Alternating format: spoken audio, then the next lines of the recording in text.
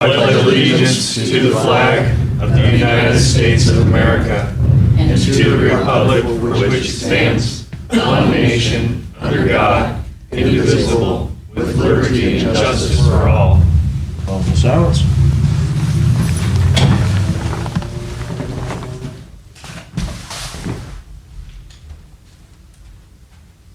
All righty, thank you.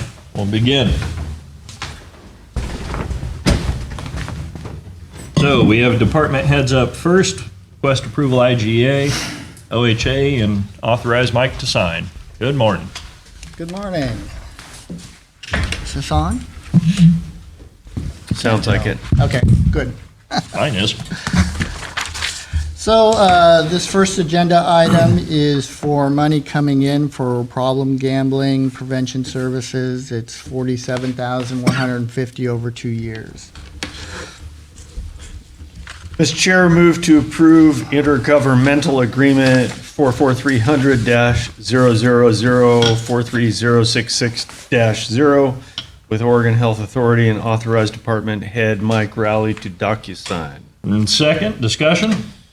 It is unfortunate and breathtaking to behold how much of our national economy and attention is poured into gambling and how it negatively affects so many people. The people who are most susceptible to it are least capable of supporting that financial burden. And it's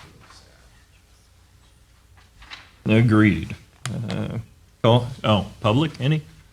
Yep. Just as an addendum, I'll also say that in the grocery store line, I used to tell my kids that the lottery is a tax on people who are poor at math.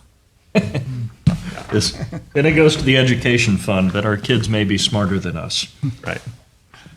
All in favor, say aye. Aye. Aye. Motion passes. Thank you, Mike. And then we have another one from you. Yes, this one is another $67,900 coming in over 2 years for parent-child interactive therapy. Mr. Chair, move to approve intergovernmental agreement number 44300-000-49418-0 with Oregon Health Authority and authorized department head Mike Rowley to DocuSign. Second, discussion. I'd just say the importance of the interactions with parent-child and the importance that we continue to focus on the welfare of children. When we look at Oregon statistics, we are, I forget what it was, we're 51st in either suicidality or drug use amongst youth and 49th in whichever the other was. So when we look at a classroom of about 22 kids, according to Mental Health America, you can expect just under 3 of them to have a substance use disorder and just over 3 of them to be thinking about suicide. So There you go, the rankings with 30 years of Democrat dominance in Oregon. Boom. I look at that, and when we're 51st, I can't really put it to any one party. We're just kind of bad at it in Oregon. All right, call for the question. All in favor? Aye. All right. Motion passes. And another one for you, Mike. Yes, this one is a job description for a front desk agent care assistant, and we would like this to be posted so we can fill it as well. Mr. Chair, move to approve the job description for the Coos Health and Wellness position of front desk agent care assistant and approve posting filling the position. Second, discussion. All right, all in favor say aye. Aye. All right, motion passes. Thank you, Mike. Items D and E have been pulled for future consideration. We are moving to F, which is request approval to pay invoice Ironclad door access software and hardware for maintenance. Hi, Kayla. Good morning. Morning, Kyla. Good morning. Okay, so we have been working with Ironclad to replace some of our keyless door access points. One being over, actually, there's a couple here in Owens. The invoice is over $10,000, so I need approval to pay the invoice. Part of it is for upgrading our software. The software that we currently are using is no longer supported. And then it's the hardware for the door access points for Owens and the courthouse. Mr. Chair, move to approve payment for the invoice from Ironclad for door access software and hardware. And second, discussion? Kyla, were these costs built into your budget? Yes, they're Okay. coming out of last fiscal year, out of our Okay. major R&I line item. And then the software's coming out of IT. Right. $5,200 for software to run the locks. Wow. Yes, luckily it's a one-time, well, there's a yearly subscription, but this is the installation of the actual software, the main license, and then we shouldn't have Yeah, that big of a I cost wonder going what that forward. software cost us the last time we had to pay for it, and it was a one-time, just pay for subscription updates. Well, the last one didn't have any subscription updates, and it's no longer supported, Of course which, not. I mean, at this point, if we want to install new door locks, it's kind of Yep, a twofold comes Yeah. together. that's always the play, isn't it? All right. All righty. And we had a motion to call for a question. All in favor, say aye. Aye. Aye. Motion passes. Thank you, Kayla. Thank you. Then we have request to purchase a vehicle. Sheriff, Gabe's not here. Morning, Melissa. I'm standing in for the sheriff, Okay. Melissa Hager. So the first one we have is with the Weyerhaeuser. We have like a 5-year agreement with them, and the first year of the 5-year agreement, we asked for money to purchase a new vehicle for the resource deputy, and so that's what we're asking for approval for not to exceed $48,687.87 for the Weyerhaeuser resource deputy. Mr. Chair, move to approve the purchase of the Weyerhaeuser Resource Deputy Vehicle in the amount of $48,687.87. And second, discussion? Just to say it's good of Weyerhaeuser to fund a vehicle. We have to go patrolling, and for their property, they've chosen to pay for, I forget, one deputy in a vehicle? Yeah, those 5 Fully years is outfitted. quite a bit of wear and tear on those roads. Yeah. So- All righty, call for the question.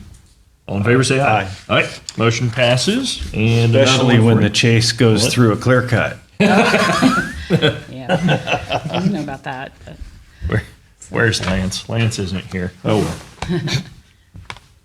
And we have another purchase vehicle, but this time for search and rescue. yeah, this is, we were requesting a vehicle purchase with Title III dollars. The funding source line is wrong, it should have been crossed out, so we'd like to request to purchase a new patrol vehicle for search and rescue, and we're also going to use that, the person using that vehicle will be our Marine Patrol as well as search and rescue. The vehicle is capable of safety and effectively towing the SAR command trailer as well as the sheriff's office and state Marine board vessels. So it looks like it's not to exceed $49,973.32. Mr. Chair, move to approve appropriation in the above listed line item and to allow for the purchasing of the search and rescue marine vehicle. And second, discussion?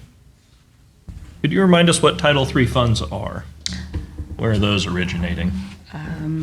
I see Megan coming. Megan will save us. Yeah, I kind of know a little bit. She sends me little blobs about it. She probably has it on a spreadsheet. Oh, I'm sure. Spreadsheets are good. So Title III funds were a portion of ONC and Coos Bay Wagon Road funds when we were on the Secure Rural Schools model. Now that we are doing receipts, and I don't believe SRS was reapproved, Not yet. there is no more Title III dollars. So these are past years. Right now, we have approximately $340,000 in the Title III fund, and with these agenda items totaling $145,000, it'll leave us with about $195,000. Okay. Okay. Thanks All for right. that clarification. Appreciate. And call for the question. All in favor? Aye. All right, motion passes. And another one for you. This is, Oh, they call it upfitting. Yep. The vehicle that you just approved. Make ready. For not to exceed $29,444.40. Mr. Chair, move to approve spending authority from the above listed line item to upfit the search and rescue marine vehicle. And second, discussion. All in favor, say aye. Aye. Aye. Motion passes. That takes us down to about 170. Yeah. The next one is for a boat. So our current rescue boat is no longer capable of performance as needed and needs to be updated. The current rescue boat is a 1997 14-foot West Coaster sled. It is near the end of life and does not have the capability to complete water-based search and rescues effectively. We are replacing the vessel with a 2025 Woolridge 18-foot jet turbo rescue boat. The replacement boat will have the power and capability to be used effectively in the waters, base search and rescues. We received 3 quotes for authorization. Woolridge dealers for the boat, motor, and trailer package. So there are 3, and it looks like the one that we are requesting is the Coos Bay Marine, and the amount not to exceed $65,707 using Title III funds. Mr. Chair, move to approve accepting the quote from Coos Bay Marine and authorize spending authority from Title III funds to purchase this boat for the purpose of search and rescue. And second, discussion.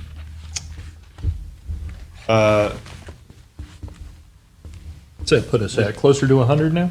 Yeah, it does. It takes us right down to 100,000 left in Title III. Yeah, yeah. So I mean, you gotta have the right kind of boat. The only other comment is there is definitely a D in Wooldridge. I didn't do that, yeah. You can tell Sean. Alrighty, call for the question. All in favor? Aye. All right, motion passes. Thank I you. guess the You're other off the hook. comment is What? Wooldridge boats are made in Oregon too. So Ooh, that's good. And we're on to juvenile, Mike.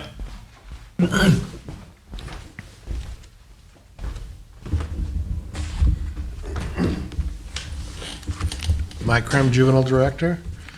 I'm not sure, I have 2, both with which one's up first? 15? IGA 15421. Okay. This is a request for an IGA with Oregon Youth Authority out of the Juvenile Crime Prevention Basic Diversion Agreement. And that funds partial funding of 2 juvenile counselors. And it's in the amount of $278,416.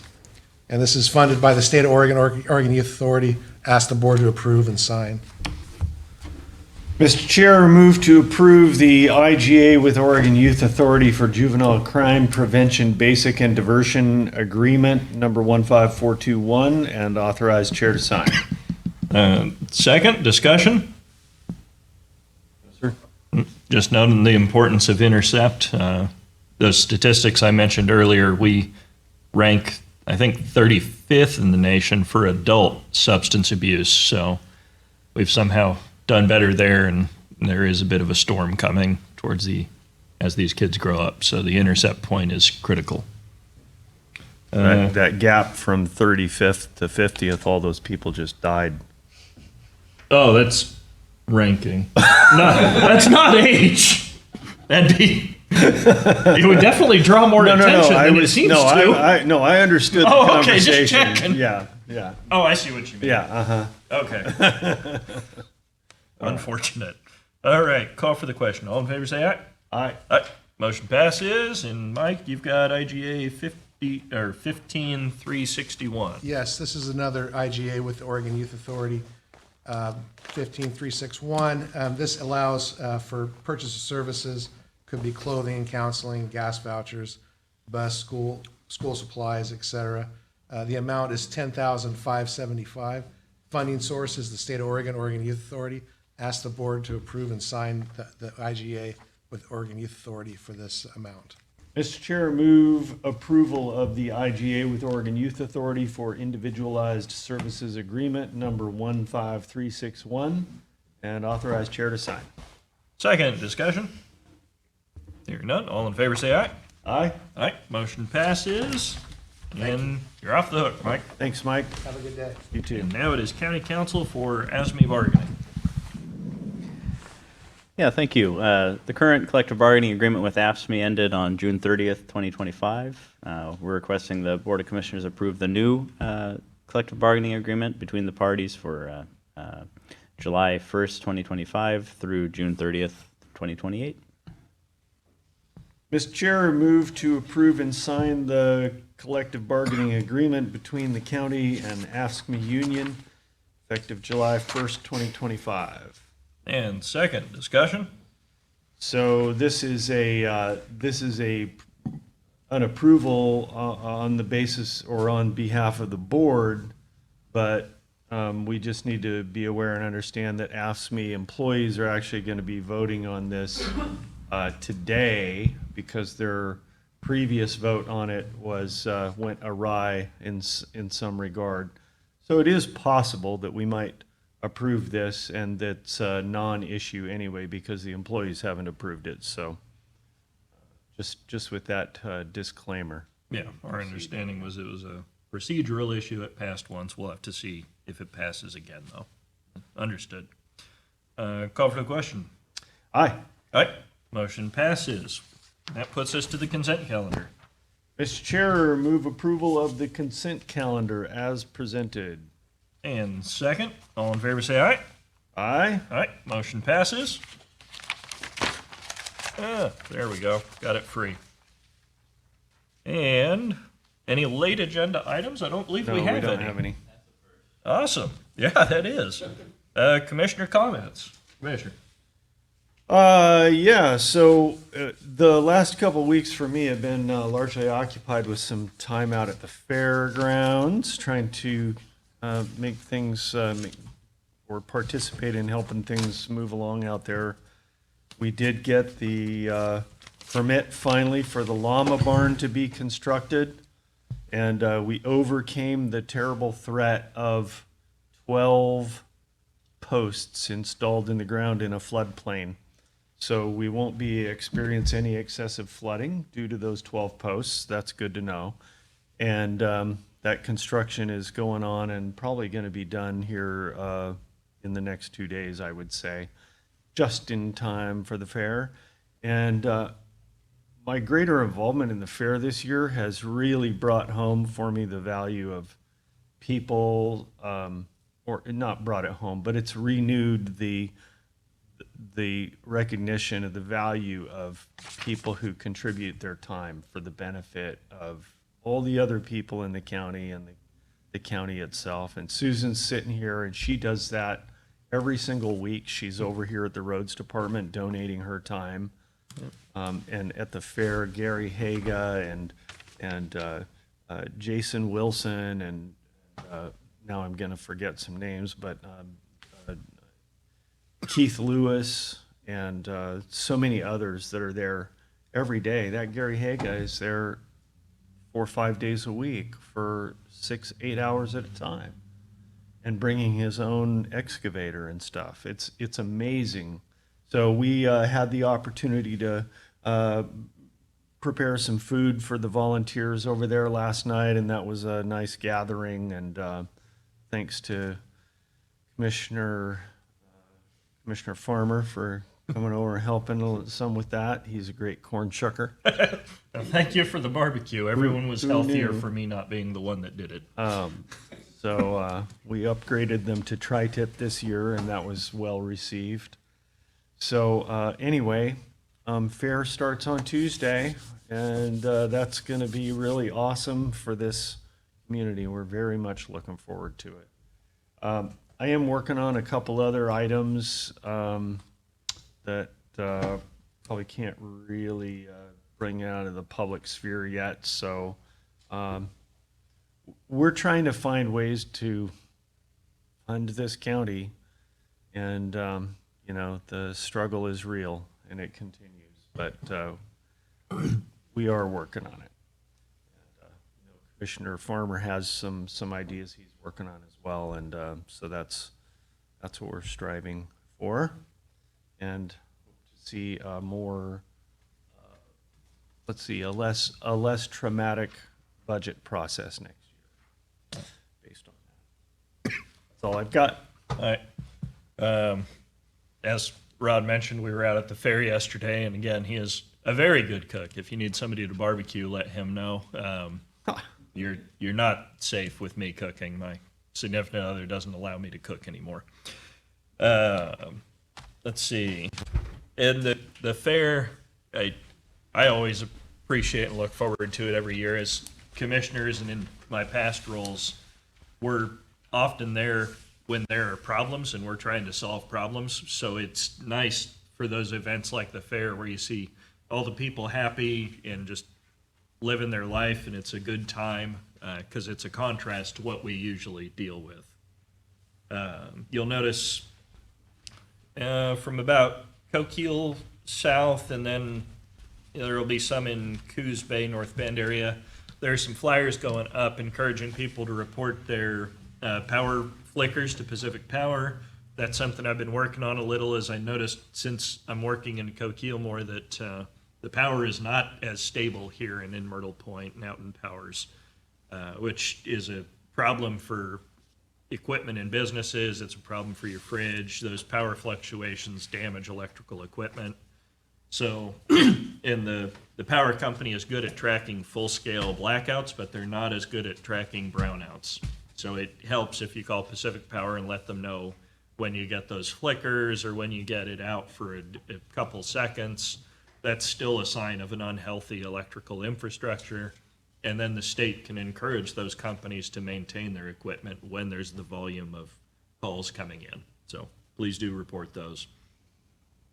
And one of the most substantial things I've been dealing with is the state negotiations around mental health care and funding to counties. So I've mentioned in the past the state hospital has about 700 beds. They had a study that showed they need an additional 3,000. So from there, you see the state hospital is not adequately operating. I would not blame OHA necessarily for that. That's priorities at the legislative level and the governor level. The problem now is that they're trying to negotiate a contract with counties saying that we need to take the overflow from the state hospital into facilities that we obviously don't have. Our mental health system is overburdened as it is with an inadequate area for those people to be.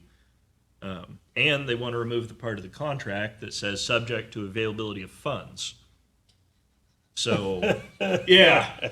And this is where I get real mad at leadership. That's the shuck and jive shell game right there. Yeah, they want us, and they actually, the DOJ convinced the governor that it is a loophole that we have subject to availability of funds in the contract. So getting paid for your work these days is believed to be a loophole, is my understanding. So where that is paired up, 24 out of 36 counties obviously said outright they're going to refuse to sign it. They made statements around it. OHA, with the governor, went backdoor to talk to some counties and try and put some pressure, and now it's 30 of 36, and the other 6 just haven't signed it. Taking an asymmetric approach on this has been the choice I've made. We talk a lot locally about the problems we have with the state's decisions and how they impact us, but the state doesn't necessarily care what we say locally.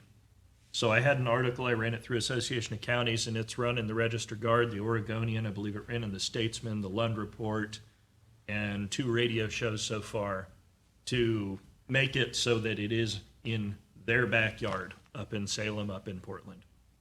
And I've given out the governor's number before.